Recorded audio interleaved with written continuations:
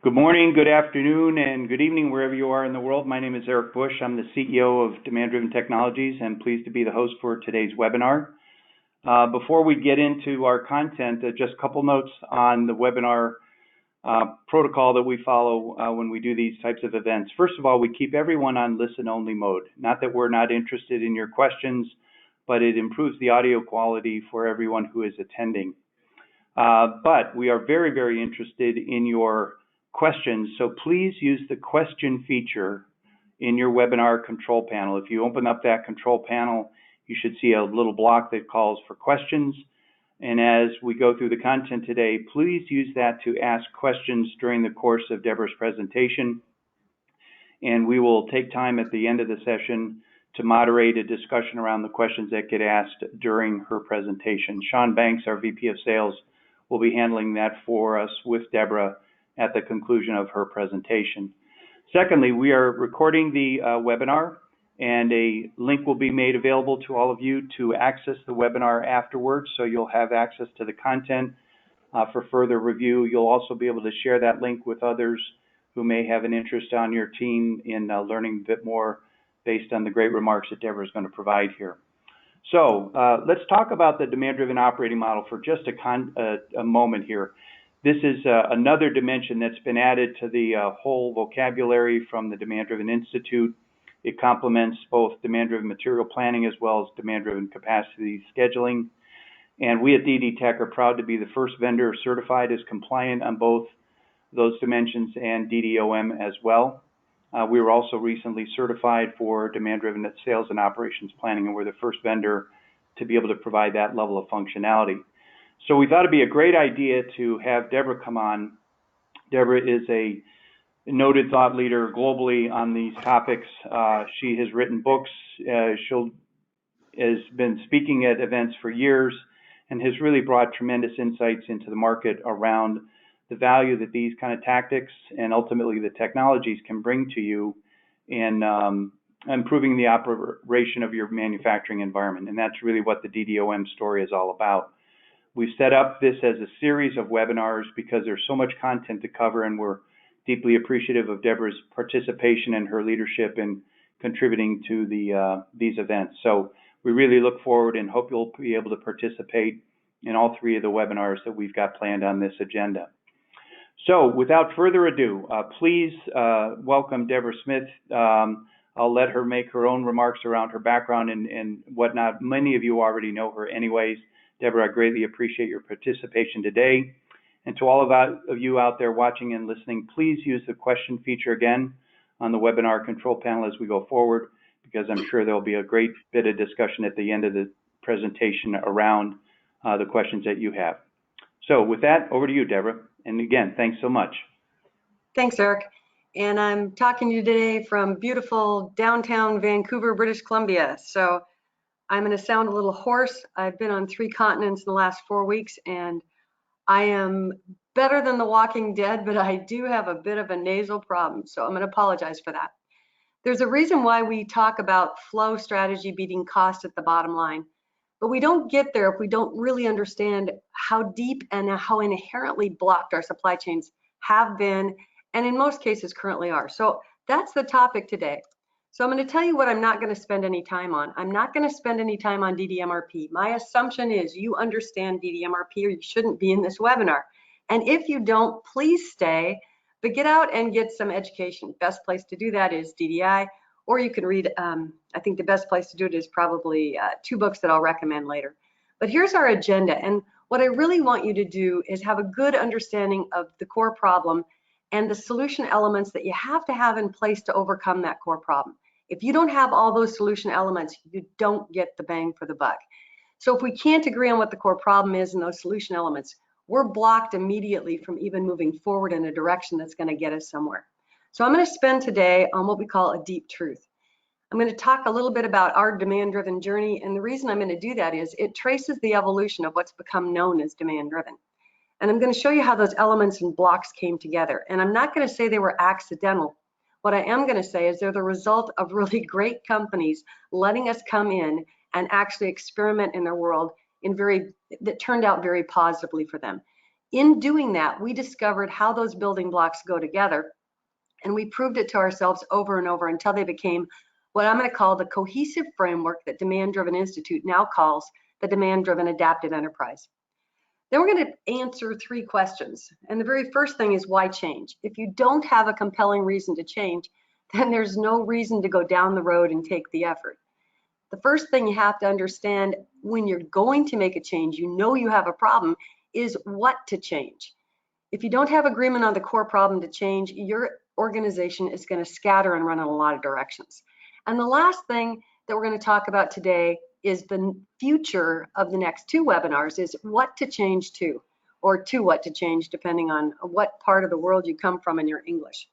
And the last thing I'm going to do, and I'm ripping through this today, is give you a case study about just to prove how deeply this truth that we're tackling is embedded in organizations.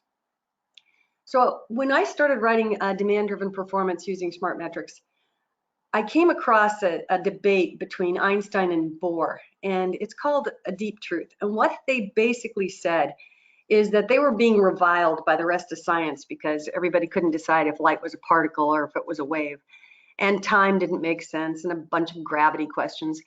And the whole thing that they were complaining about is that the only way that they could change this flawed assumption and the deep truth that the rest of the world and science was stuck in is by replacing it with an even deeper truth. And a deep truth actually frames the way you see the world. So if you have framed it in a way that you're blocked from seeing the peripheral vision, you can't do anything else. You're actually stuck. And that struck me. And it struck me for 2 reasons. I've been at this for a very long time. And I think what makes it very different for CMG and the way that I and my partners tackled this is I come out of a background in economics and accounting. So I was hired by Deloitte back in 1979, and my first client was Boeing. So I've been deep and down in manufacturing for a very long time. When I left Touche Ross Deloitte now, I actually went to become the director of finance for the 2nd largest division of the Clorox company. And I was tasked with making certain that we stayed on track. And by that, I mean our S&OP process, our cost, our branding, all of that. I got very fascinated. They put me in the EMBA program at the University of Washington, and I read a book in 1986 called The Goal, and it absolutely fascinated me. And that became sort of my holy grail search. I became so possessed about this that I actually quit working in 1990. And by then I'd been a VP of finance for a publicly traded company and a director for another. And I went to teaching. And I went to teaching because I wanted to understand what it is that could actually make this work. And my premise was what really blocks any kind of improvement process, whether it's Lean or Six Sigma or the theory of constraints, is cost accounting. The basic flaw we have about how we think about costing. So in 1995, we came out with a book that was, my co-author was the most published professor in management accounting at that time and still is, top selling books in the world. And he got us this grant, 2nd largest grant ever given by the IMA. The whole premise of that book is what's blocking process improvement is cost accounting. And I'm going to tell you it hasn't changed since 1995, which tells you I've been working at this a long time and obviously I'm not very effective. The other interesting thing that happened is Goldratt so liked this book that he bought it and he published it in his own press. That book ended up in master's programs around the world and I think is 8 or 10 languages. It kicked off an opportunity for me to start Constraints Management Group with my former partner, Chad Smith. And in 1997-98, we started working with a company called Ditch Witch. And what I want you to see is these results. These results are pretty doggone incredible. And what we learned there is that we had to decouple. They had a 13-layer bill. They actually start vertically integrated, and the only thing they don't make is they don't make their tires and they don't make their engines. But all of their electrical circuit boards, every single piece of equipment that goes into these giant underground trenchers is made in a 1,000,000 square feet in the middle of Oklahoma. The power of decoupling, we had to find a way to stop those bill of material explosions and actually decouple the materials throughout the environment. Then the next thing that happened is this sort of launched us to working with supply chains. Roseburg's the largest privately held forest company in North America. They actually grow their trees. They have 7 different types of plants. The largest plywood factory in the world is owned by them, particle board, saw lumber, structural timber. And the point of this is we learned the power of vertical integration. The most important thing in the world is that tree and what you turn it into. And if you can control your entire supply chain, then you have the opportunity to take variation out at every link in your chain. That makes you have huge return on investment potential if you can get it aligned and synchronized. So look at those results. And then about 2004, we had run into a problem, which is we always had to go in and change the information system inside an organization because people are drowning in data but not good information. And in 2004, we decided that we really had to start coding. We couldn't use other people's information. You could no longer code inside ERP systems because after Y2K, everybody went to large ERP systems and they cut their staff and you actually couldn't get to the code. So we didn't really have any choice. So in 2004, we actually started what became Demand Driven Institute. And the very first software in what we're going to call Demand Driven Scheduling, DBR Plus, came out. And the point of that is that we actually were focused wholly and fully on the scheduling and execution aspect. What we learned back here is that in order to do it, we had to have material availability. That material availability is what is today known as DDMRP. Again, I want you to take a look at the results. But what really caught everything and brought it all together is a company called Laterno Technologies. And during this time frame, I guess I should go back one. I wrote a book called The Measurement Nightmare. That book is still true today. And Carol, one of my other former partners, wrote a book called Necessary But Not Sufficient. And Ellie's whole point and Carol's whole point in that book is that MRP is broken. They didn't have a solution on how to fix it, but just the point was it's broken. So in 2004, we started working with a company called Laterno Technologies. They're called the mighty movers of the earth. They make the world's largest earth moving equipment. They also make these oil jackup rigs. And I had the opportunity to work with a guy named Dan Ackerman, who was the president of Laterno during that time frame.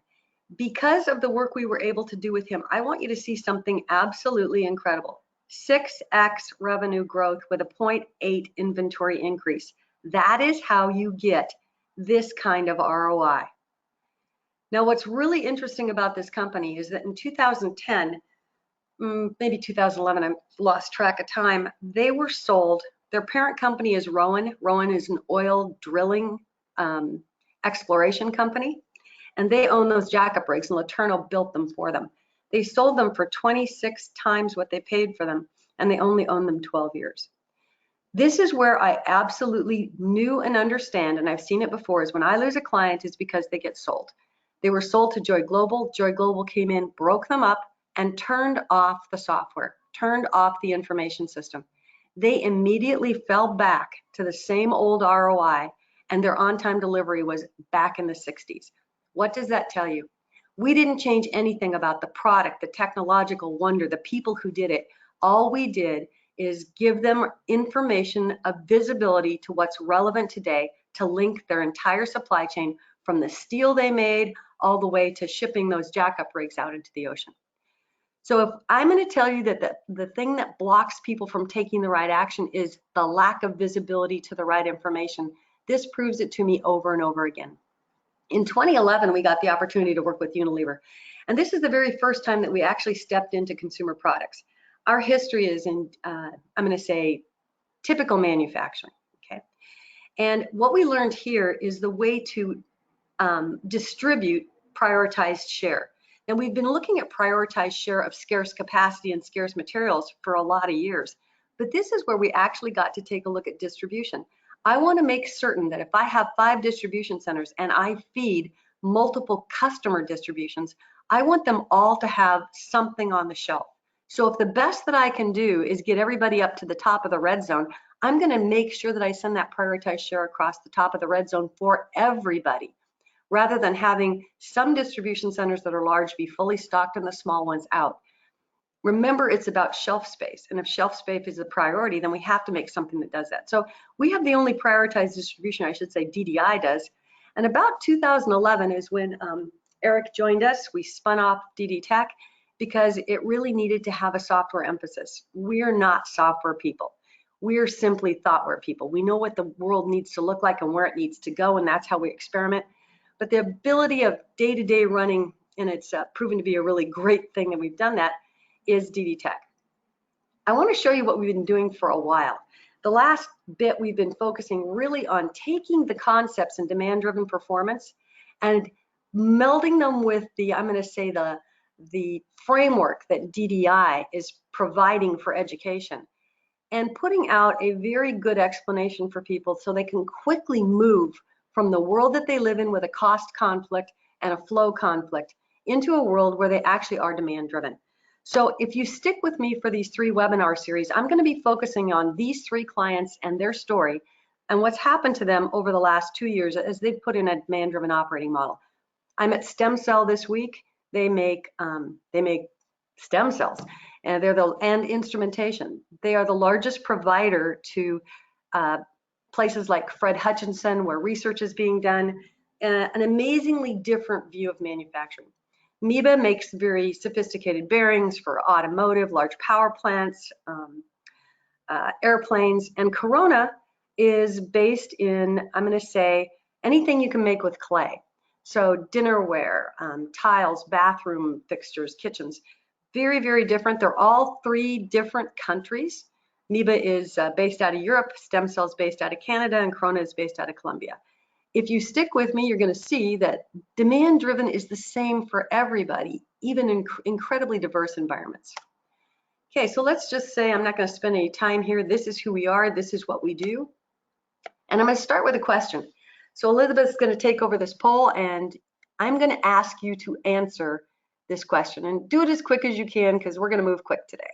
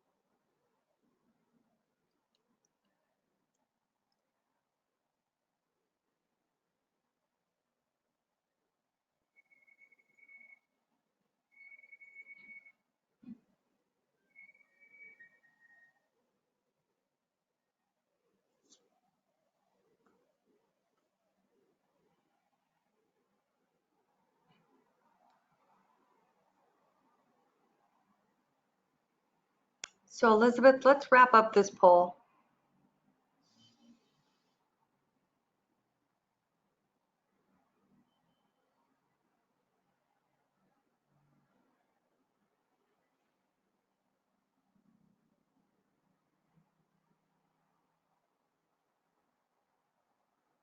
All right, so the poll is now closed.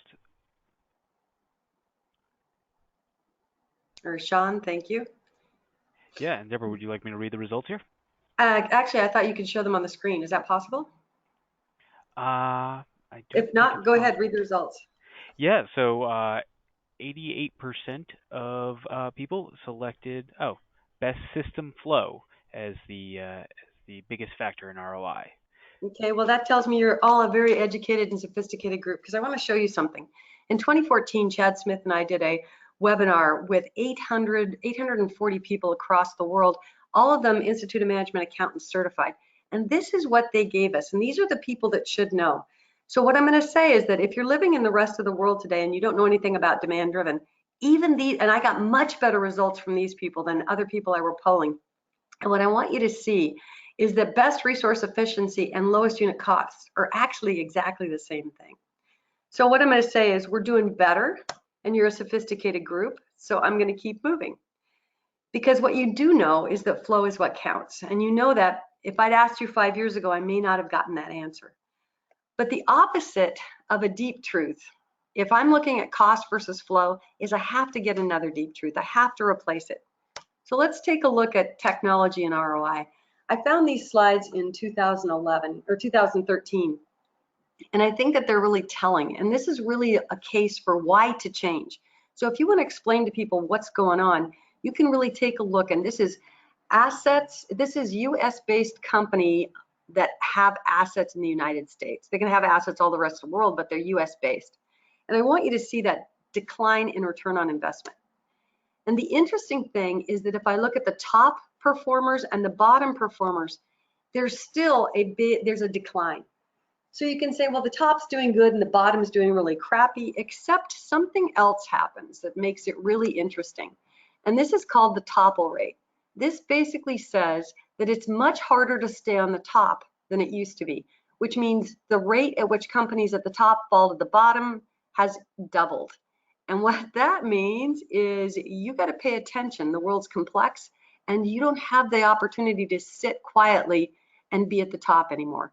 So when you take all that together and you add in the fact that labor productivity is more than doubled in that same time frame, you have to ask, if I have all these labor savings and my ROI is still going down, what the heck is going on? The other interesting thing is I can tell you absolutely that indirect labor savings have followed the same trend as labor savings. And that's mostly because of the information technology boom.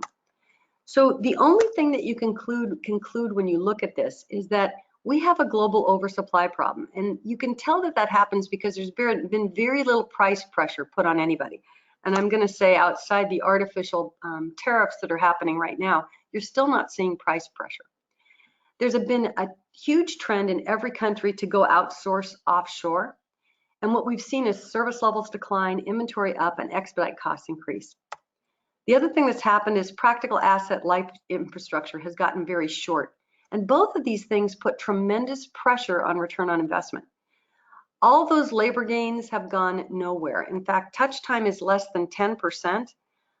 If you're going to chase reducing your costs by getting rid of labor, there's no more room to go there. And in fact, what we have is we have a queue problem. Things are waiting longer. And they're waiting longer because of the things that you're seeing above. There's been a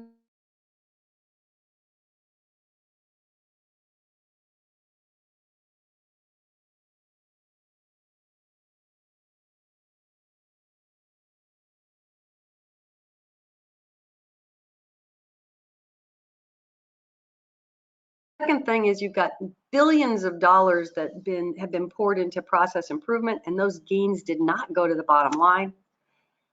And the last thing you have is billions of dollars invested in ERP companies. And the whole idea was we would get faster data. We got faster data, but we didn't necessarily get better information. And in fact, what we can claim is things are going wrong faster. So the conclusion that we can come to is that organizations don't really understand what drives flow and ultimately ROI. Because if you're answering that flow is important and you still can't get there, it has to be because something is blocking you from taking the right actions. So we're just going to focus today on the assumptions that we have about how to manage a system. And if those assumptions are wrong, then the results we're going to get are going to be less than stellar. So here's the path of information technology. And this is just basically, you could put a stake out there and say, sorry, I'm going to go back one. You could put a stake out there and actually trace these along that decline in return on investment. So today's deep truth is that if unit cost goes down, return on investment goes up. And that is embedded in every single ERP system. It's embedded in every single graduate program. It's embedded in all your business training. And it actually drives the information and the metrics that people take and the actions that they make. This deep truth is completely false, and let's just prove it.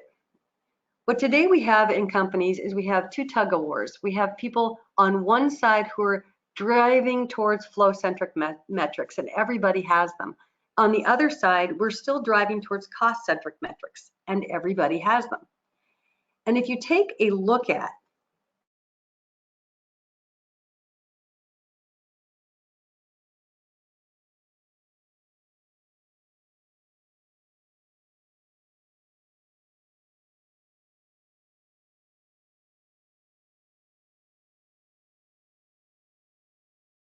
my server's back, I'm assuming you can hear me.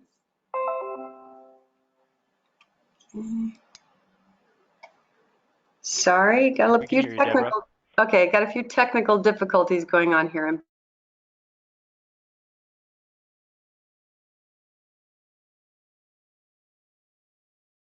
We don't get flow under control. What we get is a tremendous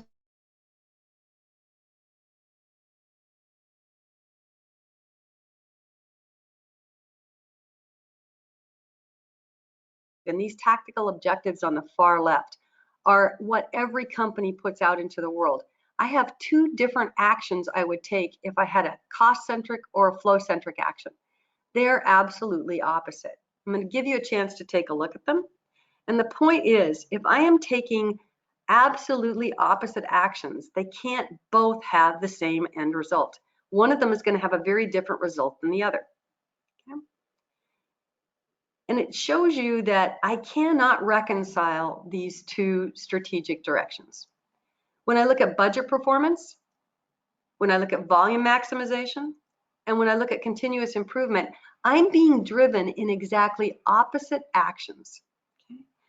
So sometimes we're going to go on the flow-centric side until our costs, as they're measured, go out of control. And then I'm going to jump back to the cost side. And this oscillates and drives me crazy all the way through. And I put this slide out here to just quickly show you that as we have gotten faster and faster at data, it gives us the opportunity to take action faster and faster. We know what MRP nervousness is. I'm going to call this cost nervousness. This actually spirals the information into an organization where I respond quicker and quicker, and I make the organization vacillate faster and faster. So this is a question that I want you to answer if you're looking at your own organization. What wins out? So let's take a minute, take that poll.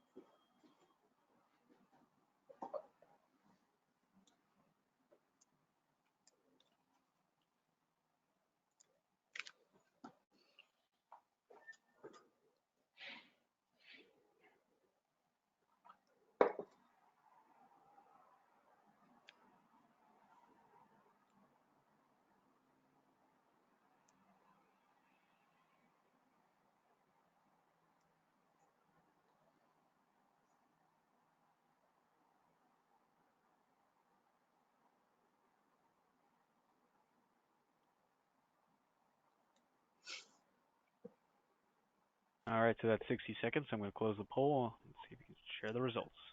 Perfect. Here we go.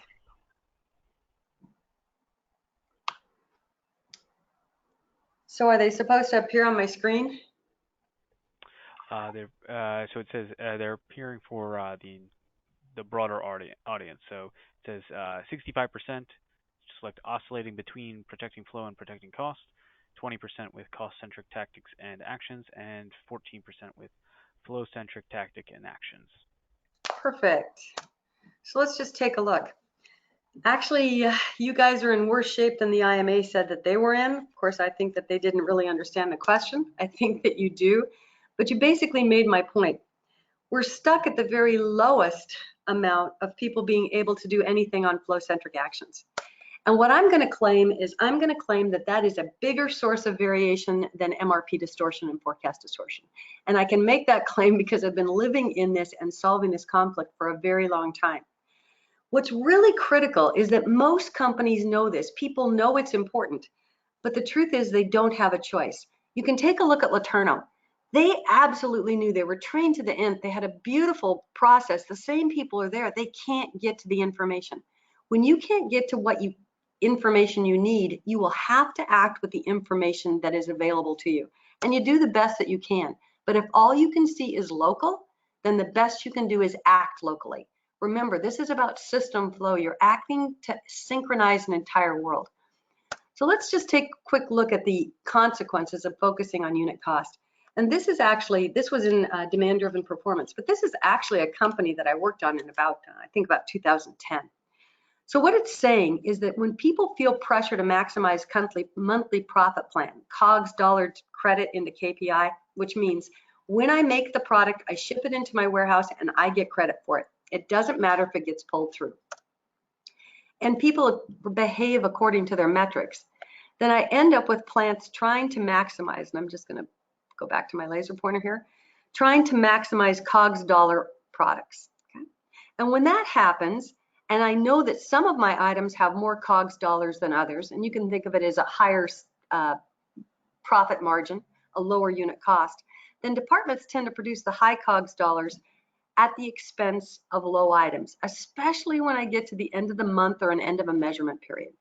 And when that happens, some products in make to stock incur stockouts. On the other side over here, setting up more increases product unit costs and lowers resource efficiencies. Those two A-B poll questions that we had previously. When that's true and I'm trying to maximize those COGS dollars, plants pull ahead orders to increase the batch size for make to stock orders. And when that happens, some make to stock products are overstocked. Now, this is one of the reasons why I get a bimodal distribution in my inventory, not just the fact that I have MRP vacillation. When some departments tend to pull those high COGS dollars over, I actually have some of my make to stock products are overstocked. When plants receive a COGS dollar credit when they ship into their DC, and they're trying to maximize those high COGS dollar products, then plants tend to produce to stock even when there's no demand. They'll extend the forecast and they'll pull ahead. They have to keep their efficiencies up. And when I do that, some of my make to stock products are overstocked. Make to order and make to stock share common capacity and materials. And I'm going to say that 90% of the companies I work with are a combination of make to stock and make to order. Whoops. And when that happens and I'm pulling ahead to increase my batch sizes, my make to order backlog grows and we start shipping late. So when I look at the bottom and that little red circle that's appeared, I can't solve this at a symptom level, which is where everybody tries to work. I have to solve it at the core problem level or it never goes away. And it actually gets worse than this. So let's take these symptoms, move them to the bottom of our world and look at some effect, cause effect logic. So when there's common labor and machine resources and some make to stock products are overstocked, what that means is I have capacity that I consumed unnecessarily. I didn't need to use it. And when I do that, sometimes I create artificial bottlenecks. And when I create artificial bottlenecks, we start asking for more capital because I can't ship and everything is busy. Some make to stock products incur stockouts and plants feel pressure to meet that on-time performance KPI. So plants feel pressure to expedite late work. Make to order backlogs are growing and I want to ship. I've got a lot of pressure. Then we have even more pressure to expedite late work. Capacity is consumed unnecessarily and I'm expediting. Capacity is not always available. So I have a lot of contention on the floor for some of those resources. And that makes me believe I need to invest more. And when capacity is not available, we feel a lot of pressure to use overtime. There are common raw materials and subcomponents, and some of those make to stock products are overstocked. The materials are consumed unnecessarily. And when that happens, and I'm feeling like I've got to expedite that late work, then materials are not available. And when they aren't, we feel pressure to add inventory, and we feel pressure to expedite the inventory in. When we feel pressure to expedite late work, then we emphasize speed. And when we emphasize speed, our quality issues increase.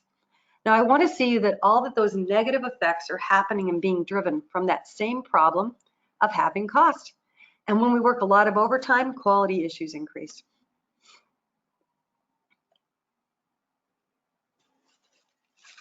What I want you to see is all of the leading and key indicators, the things that really drive return on investment as an equation, are going the wrong way.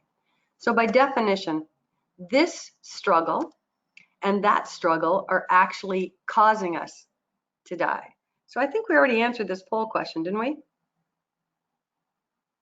I believe we did. No, we had not answered that poll question. Then let's answer this poll question. It should be question number 3, but I seem to. Never mind, I'm out of sequence. Just answer the poll question. Thanks, Sean. This is a different one, so that one might not have been populated in there. Okay, I think it is.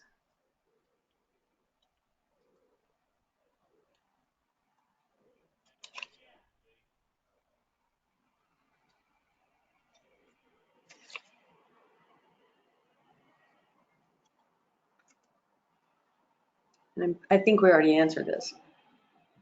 I think I messed up my slides. All right. Well, we'll save these results for later then. Perfect. Okay. So the first flawed assumption is that unit cost actually matters. It should drive tactics and it should drive strategy. And we actually can drive return on investment with a strategy around cost. The second flawed assumption is that today's supply chains are not linear. The assumption that they are has a lot of problems. So MRP is really a network. And I know that if you've done anything, if you're in this seminar, you understand that DDMRP is really about dealing with this problem of variation. Okay? So there's a really common slide here that basically says as lead time extends, output goes down. And all that you're looking at on the bottom is basically the bullwhip effect. Variation accumulation, variation amplification. The more things I have in a linear fashion, the bigger the amplification. So the whole point of this is I need to decouple, and that's what these are about. This could be a project, this could be a bill of material, it could be a resource dependency. So those two things are what to change. And what to change to is really about making certain that flow becomes the strategy for all of your foundation in tactics, in operations, tactics, and strategy. And I know you've seen this slide. I'm not going to spend any time on it. What I really want to do is talk about relevant information. So when you look and know that the strategy of flow ticks all these boxes, there really isn't any reason to say we can't move to flow because it's not in our brains to understand. The reason why we can't move to flow is because we don't have any way to use it as a tactic to drive our actions. So everybody understands that equation. I wrote this equation out in 2011 when I was looking at the book, and I was wondering what's a really simple way that people understand. Everybody knows that variation is the enemy of flow, and everybody knows that flow is attached to cash velocity. So why is it that we haven't been able to make any sense? And what I came up with is the rest of the equation. We know variation is attached to flow. When variation goes up, flow goes down. When variation goes down, flow goes up. But what we were missing was visibility, that core conflict area. And when I really sat down and thought about it, it became clear to me that the key for people to understand what demand-driven really does is for them to understand that what we're really doing is giving you visibility to relevant information. So variation to us means defining the summation of the difference between what we plan to happen and what happens. I am not talking about cost difference. Forget about it. It doesn't even belong in my vocabulary in a short time frame, in an action-oriented time frame.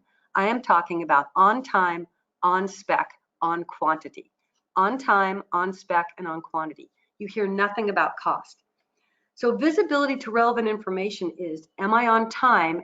Do I have the right product that I'm making on time? Did I make the right quantity, and did I make the right spec? And the right quantity isn't the batch size to drive the cost down or the resource efficiency. It's the right size to be certain I have my scarce capacity well used and I'm making what the market wants.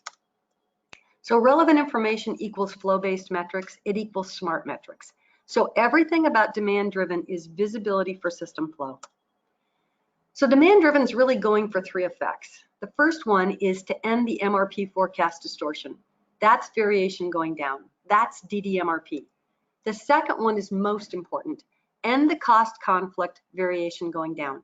If I only end the MRP forecast distortion, I will still end up with the organization fighting about not doing the right thing with their inventory. Why? Because their bonuses and all kinds of metrics are tied to making certain that cost goes down.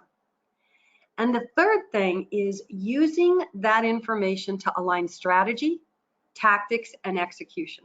Those are three different time frames. Strategy is a long-term, tactics is a mid-term, and execution is a now time frame. So what does that really mean? It means if I can do those three things, my ROI goes up pretty dramatically.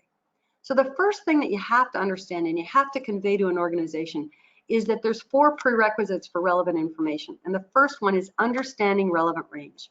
The second one is know the right rules. If you're going to design a flow-based model, you have to have the right rules. The third thing is now you have to implement flow-based metrics.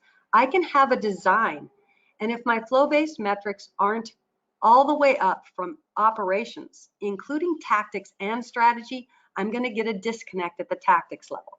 So I may have very good performance at operation level, but I'm going to start to fall apart every quarter or every month when I start making investments. And the fourth thing is have a way to do tactical reconciliation. How can I take what I see in my operations, the variance analysis between on time, on spec, and on quantity, and start to make focused improvement in the tactical and in the strategic time frame? So these rules are specific and they actually belong in your vocabulary.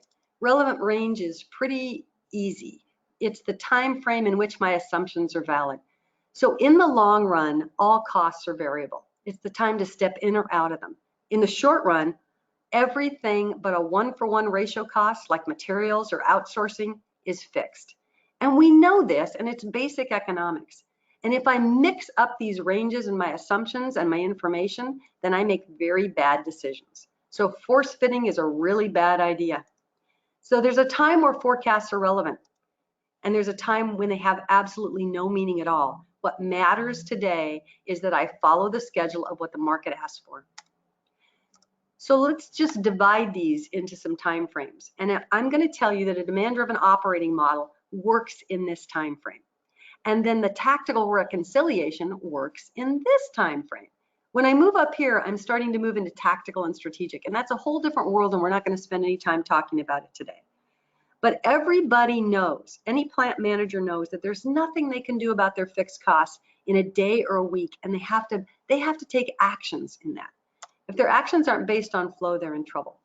So I grabbed this out of Demand Driven Institute, and it's basically their explanation of what is a demand-driven adaptive enterprise. And if you were to go back and read my book, Smart Metrics, you would find that this is really chapter 11. So what I want you to see is I've added some words. And what I see at the bottom here is if I am in this cost-based and still flow-based conflict, this is where most people live, you answered it, I'm stuck, okay? I'm living with these ugly results, the same results you saw in that logic.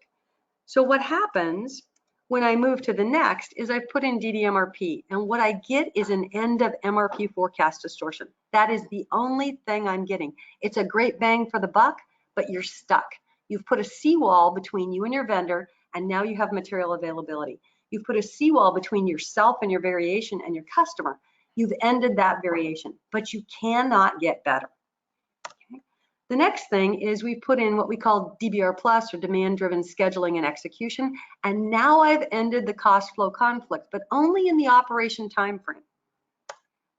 If I move to what we call being able to reconcile my tactics and my operations, tactical reconciliation, I'm driving improvement from reconciling and focusing on the things that cause me the largest variation. I'm now able to end that conflict in the tactical time frame. When I move here, I'm actually able to align my strategy. This is where we talk about good advanced, the advanced planning module that we're talking about that DDI was just mentioning. So here is a demand-driven operating model. 1, stage 2, and DDAE. Without it, you can't go anywhere. So forget about DD S&OP or DD Tactical S&OP. You're stuck. So you have to start with this foundation. So how do I get to that foundation? How do I get that relevant information?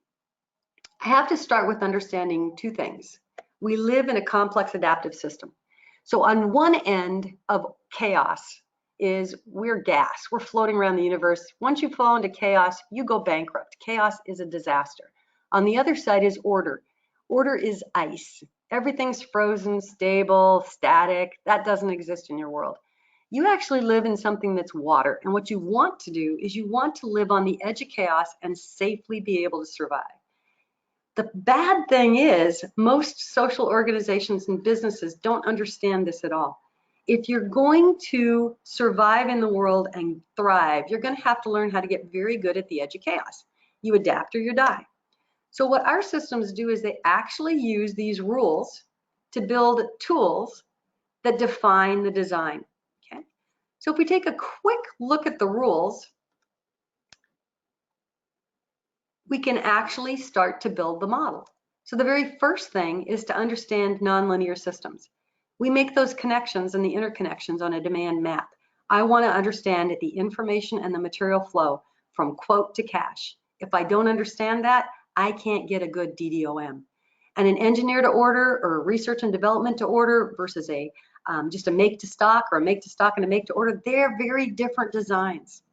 The second thing is to make short independent planning horizons. That's where DDMRP and stock decoupling points come in. I'm freezing the state and keeping it static. And I'm doing it in the shortest time frame possible. The third thing I'm doing is I'm falling right into what Goldratt was talking about, which is systems are governed by very few control points. Those control points dictate and leverage the entire system. If I don't know them, I don't know how to manage and exploit my system. The third thing is I protect all of those control points with buffers of time. I can do it with stored stock, which is just stored time. I can do it with sprint capacity, which is an investment in time, or I can do it with an insertion in the routing in time.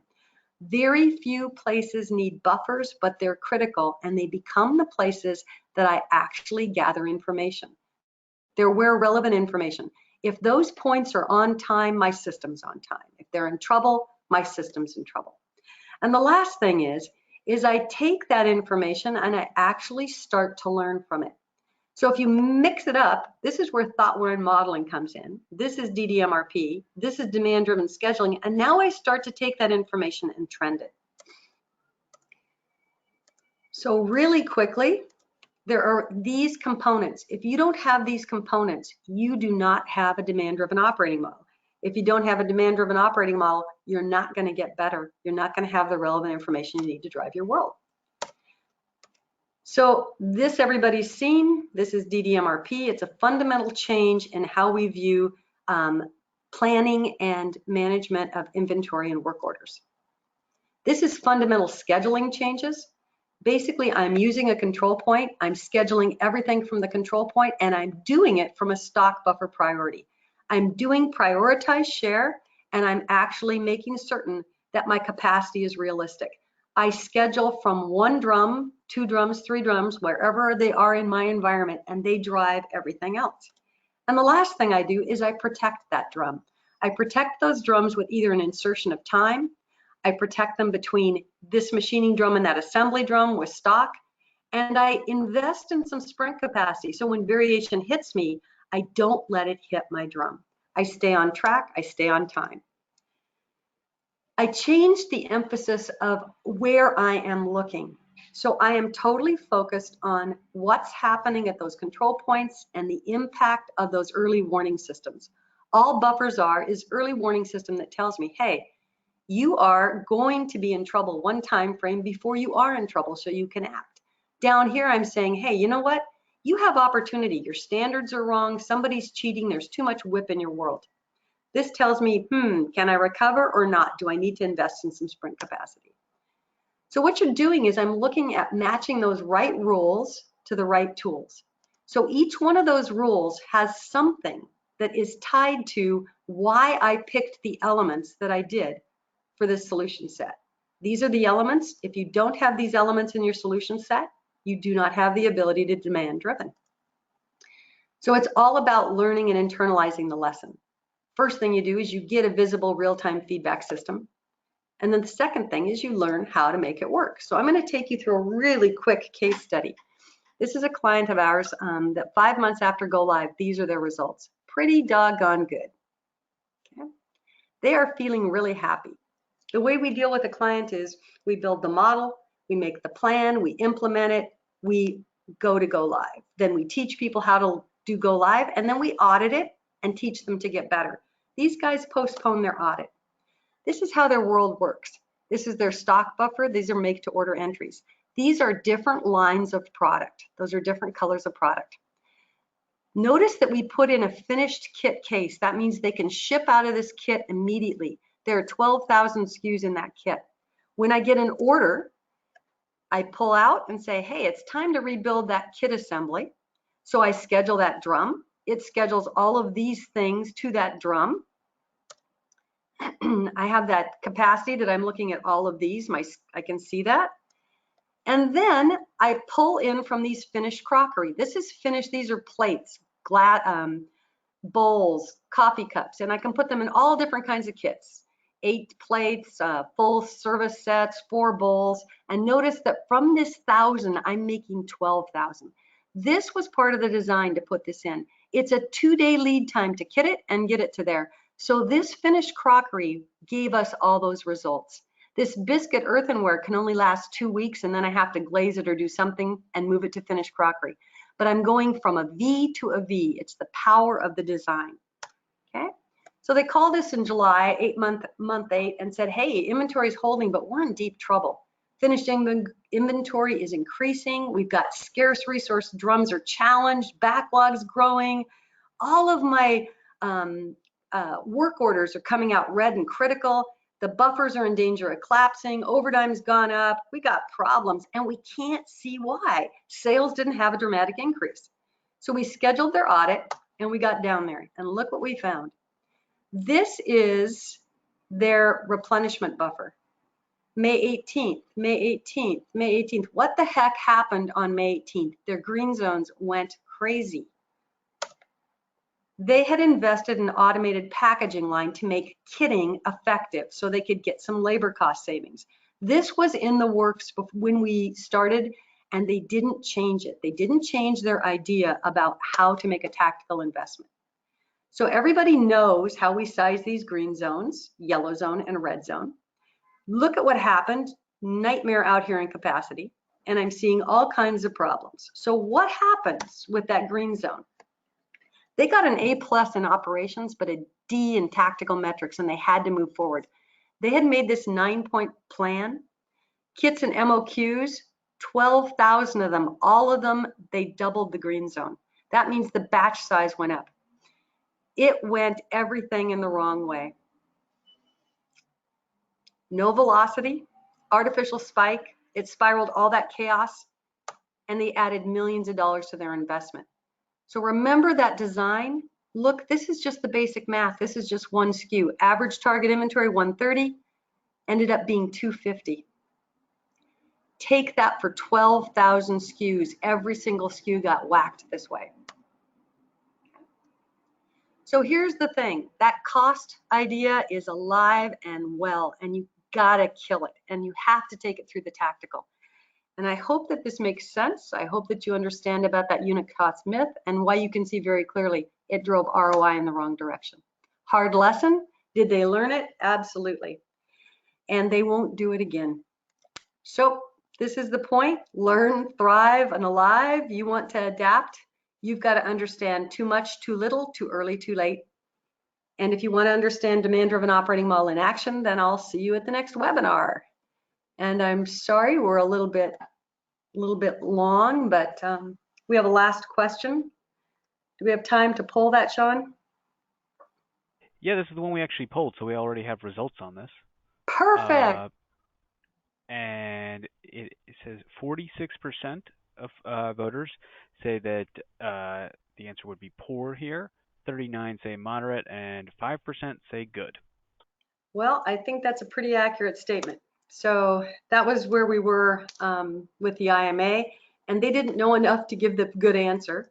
And I'm open for questions, and I think we have a little bit of time. I don't know if you have anything, Sean, that is out there.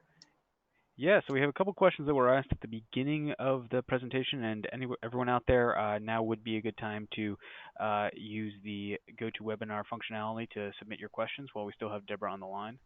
The first question comes from earlier in the webinar, and it says, what is the difference between DDSC and DDMRP?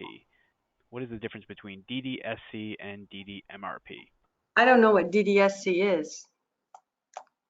If somebody wants to Neither write. do I. So if neither of us know, Debra, we'll move on to the next one. Good, because I can't answer that. I have no idea what that acronym, unless it's demand-driven supply chain. I have no idea. Okay. And then the next question is DDMRP or DDOM only applicable to manufacturing planning and execution? No.